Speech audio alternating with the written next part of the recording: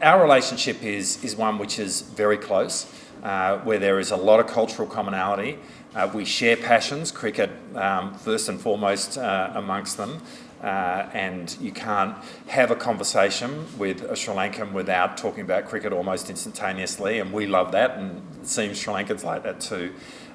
Today, there are differing numbers, but we reckon there's about 180,000 Sri Lankans who now call Australia home, which is a very significant diaspora in Australia. And in a sense, that diaspora is really important because it really builds on those cultural commonalities, on those people-to-people links, but it really transforms that relationship to being one of good friends and transforming it really into one of family. We see a whole lot of manifestations of how that is then happening in terms of our economic and our bilateral engagement. Tourism is growing. We're seeing a whole lot of flights directly from Australia to Sri Lanka. Something like 30 universities from Australia are now directly engaging here in Sri Lanka. I think 19,000 Sri Lankans are studying in Australian higher education institutions. But I think the visit today should really be read as wanting to take this very strong, deep, personal relationship between our two countries and giving it a strategic dimension. We increasingly see the Indian Ocean and the Northeast Indian Ocean as a profoundly important area of strategic interest for Australia. Half of our trade, literally half of our trade, comes past Sri Lanka's front door.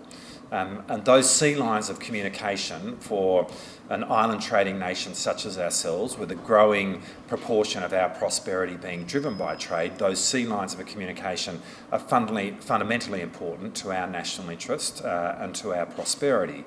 And so in 2022-2023, the Defence Strategic Review identified the Northeast Indian Ocean as an area of critical interest for Australia. And that is about India, but it's not just about India. It's about the other countries of the Indian Ocean, and it's about the way in which the rules-based order is asserted in the Indian Ocean. And so from that point of view, we are deeply interested in taking the next step in the relationships with the countries of this region. And Sri Lanka is obviously a country where we already have deep connections, and so it makes perfect sense to build upon that, to build that strategic dimension to the relationship.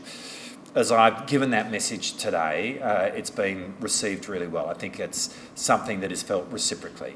There's a desire to do more. We're talking about doing more specifically in relation to defence, and we're really encouraged and excited about the opportunity of taking this forward. At the end of the day, I think what we're really saying is that we are neighbours, we share an ocean, and we want to give the full expression of being neighbours in our relationship, and that in a uncertain and volatile world, it makes sense to double down with friends, it makes sense to double down with family, and that's what we're doing, and that's the reason for my visit today.